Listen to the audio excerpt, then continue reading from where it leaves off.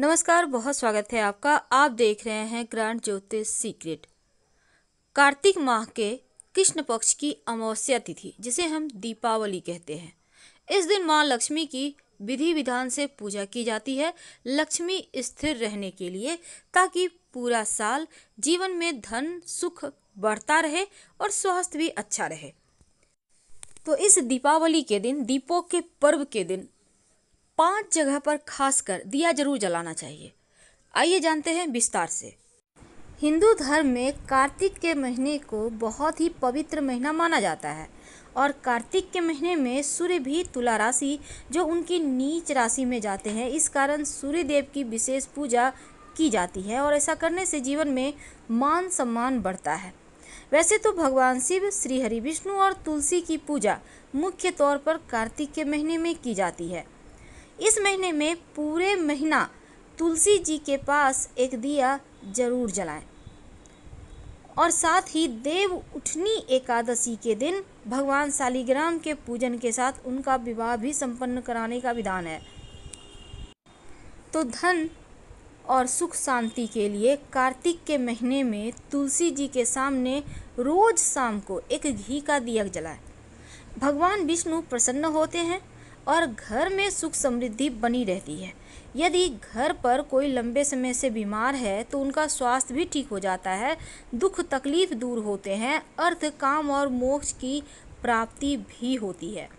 तो कार्तिक के महीने में पद्म पुराण में बताया गया है कि तुलसी का जन्म भी कार्तिक मास की अमावस्या को ही हुआ था।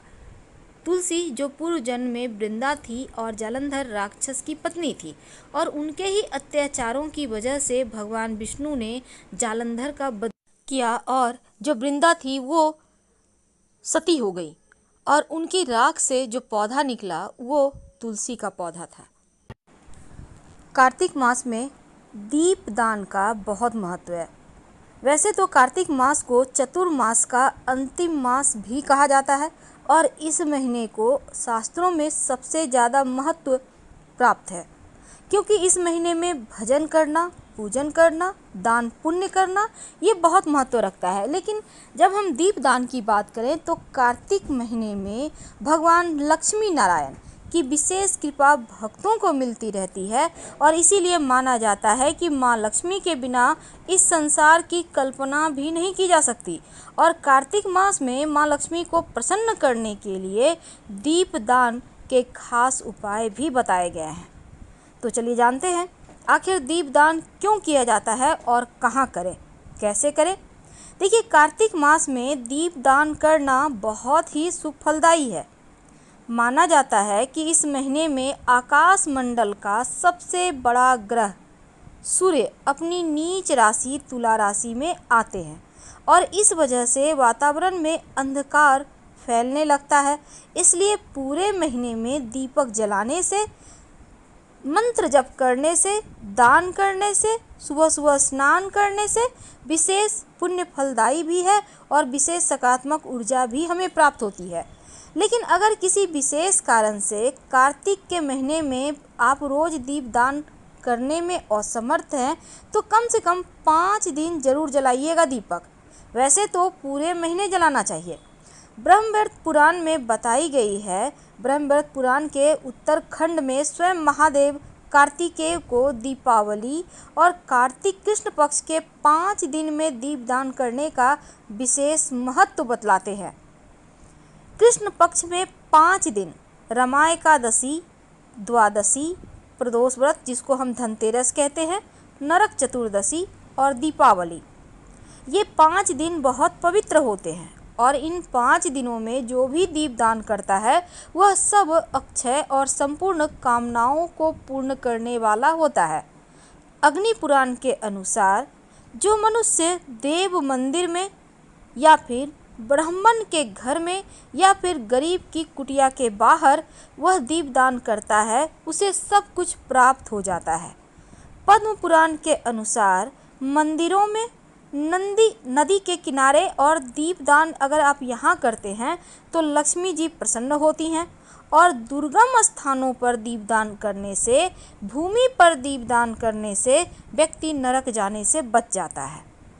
अगर आप स्थिर लक्ष्मी की प्राप्ति चाहते हैं तो पद्म पुराण में एक वर्णन आता है, जो व्यक्ति पास के किसी भी मंदिर में, नदी के किनारे, सड़क के किनारे दीप जला देता है, उसे सर्वतोमुखी लक्ष्मी प्राप्त होती है।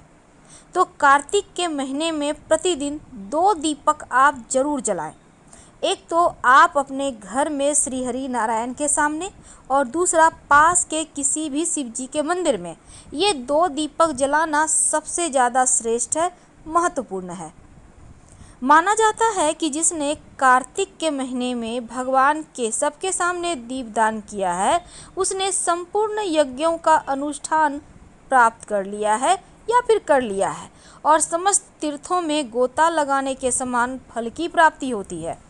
ब्रह्मवैवर्त पुराण में ये भी कहा गया है कि जो कार्तिक में श्री हरि को घी का दिया जलाता है, उनके सामने या दीप देता है, वह दीपक जितने पल जलता है उतने वर्षों तक हरिधाम में आनंद भोगता है, फिर अपनी योनि में आकर विष्णु भक्ति पाता है। अगर आप कार्तिक के महीने में रात के समय अंधेरा होने के बाद श्रद्धापूर्वक शिवजी के मंदिर में जाकर दिया जलाते हैं या दीप माला अर्पित करते हैं, कम से कम 5 दिया को दीपमाला कहते हैं, तो उनके चढ़ाए हुए दीपक शिवजी के सामने जितना समय तक जलेगा उतने ही 1000 युगों तक स्वर्गलोक में प्रतिष्ठित होता है वह दाता।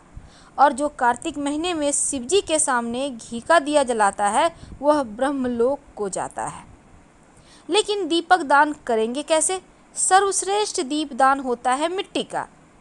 वैसे तो बहुत तरह के दीपक होते हैं, तांबा का, चांदी का, पीतल का, सोना का, लेकिन आप मिट्टी का ही दीपक जलाएं। और ये दीपक बिल्कुल नया होगा, मिट्टी का दीपक दोबारा यूज ना करें। और मिट्टी के दीपक को कुछ घंटों के लिए आप चाहें तो पानी में भिगो सकते हैं, नहीं तो ऐसे ही ले लें।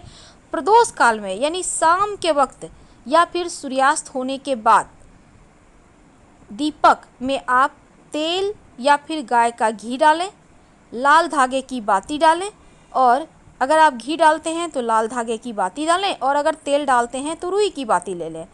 उस दीपक में 1 दाना चावल हल्दी से कलर करके डाल दें, और आप चाहें तो गेहूं भी ले सकते हैं 5 दाने।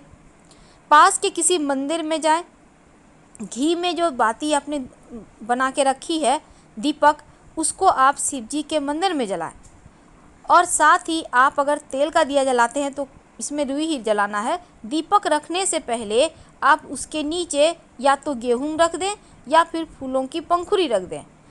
भूल कर भी दीपक को जमीन पर मत रखिएगा, क्योंकि कालिका पुराण में ऐसा वर्णन आता है कि सब कुछ सहने वाली पृथ्वी को अकारण किया गया पदाघात और दीपक का ताप सहन नहीं होता।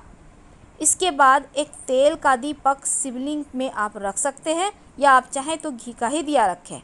और गाय के जो घी का दिया है वो श्री हरि के सामने ज़रूर जलाएं। श्री हरि के सामने तेल का दिया नहीं जलेगा। इसके बाद आप दीपक जलाने के बाद प्रणाम करें और फिर अपनी गलती का क्षमा मांगे। शिवजी के मंदिर में जलाया गया दीपक जीवन के हर परेशानियों को समाप्त करता है। लेकिन अलग अलग मनोकामनाओं की पूर्ति के लिए अलग अलग मुख का दिया जलाया जाता है। अगर आप सामान्य रूप से वैसे तो एक मुखी दीपक ही जलाया जाता है, इसमें 2 बातियां होती है लेकिन एक ही सिरा जलाया जाता है। इस दीपक को जलाकर हम किसी भी भगवान की पूजा उपासना करके सरलता से कृपा प्राप्त कर सकते हैं। और एक मुखा दीपक कार्तिक के महीने में तुलसी के नीचे जलाया जाता है। 2 मुखा दीपक ये सामान्य रूप से नहीं जलाया जाता, बल्कि इस दीपक का प्रयोग स्वास्थ्य की रक्षा के लिए और आयु रक्षा के लिए किया जाता है। इस तरह के दीपक में भी 2 बातियां होती है और इनके दोनों ही सिरे जलाए जाते हैं। और ये दीपक कार्तिक के महीने में भगवान शिव के सामने जरूर जलाइए, ताकि आपका स्वास्थ्य उत्तम बना रहे। और ये दीपक हमेशा घी का ही जलेगा। 3 मुखा दीपक विशेष दशाओं में खूब लाभ देता है, क्योंकि इस तरह के दीपक को जलाने से शत्रु विरोधी की समस्या दूर हो जाती है। और इस दीपक में भी 2 बातियां होती है और 3 सिरे जलाए जाते हैं। इस दीपक में सरसों का तेल भरकर ही जलाएं तो लाभ होगा। और ये दिया आप कहीं भी किसी भी भगवान के मंदिर के बाहर सीढ़ी पर जला दें। 4 मुखा दिया, विशेष मनोकामनाओं की पूर्ति के लिए 4 मुखा दिया जलाया जाता है। खासकर धन प्राप्ति के लिए, ग्रह दोष निवारण के लिए, सिद्धि प्राप्त करने के लिए 4 मुखा दिया जलाया जाता है। इस दीपक में भी 2 बातियां होती हैं और चारों ही सिरे जलाए जाते हैं और इस तरह का दीपक घर के जो पूजा स्थान है वहीं जलाएं। अगर शिव जी के मंदिर में तीसी के तेल का दिया जला के रखाते हैं मंदिर के सीढ़ी पर, तो राहु केतु शांत हो जाता है और ये दीपक 1 मुखा होगा। हनुमान जी के मंदिर में 4 मुखा दिया जला देते हैं तो आपका मंगल बेहतर होता है, मांगलिक दोष समाप्त हो जाता है। और 4 मुखा दीपक में हमेशा घी ही भरा जाएगा। और अगर कार्तिक मास में ये दीपक माँ लक्ष्मी के सामने रोज जलाएं तो धन संबंधी समस्या दूर हो जाती है। 6 मुखी दीपक संतान की प्राप्ति के लिए, संतान संबंधी समस्याओं के निवारण के लिए 6 मुखी दीपक कार्तिक के महीने जलाने का विधान है। और इस तरह के दीपक में 3 बातियां होती हैं और इन तीनों बाती के जो 6 सिरे हैं उसको जलाया जाता है। इस दीपक को अगर पति पत्नी एक साथ जलाएं तो संतान संबंधी समस्याएं समाप्त हो जाती है, उसका निवारण होता है। और जिन दंपतियों को संतान संबंधी कोई समस्या है वो भगवान गणेश जी के सामने 6 मुखी दीपक कार्तिक के महीने में रोज जलाएं तो आपको लाभ होगा। इस बार की दिवाली ढेर सारी खुशियां लेकर आई है, तो चीज़ों को एंजॉय करें। हम आपसे फिर मिलेंगे।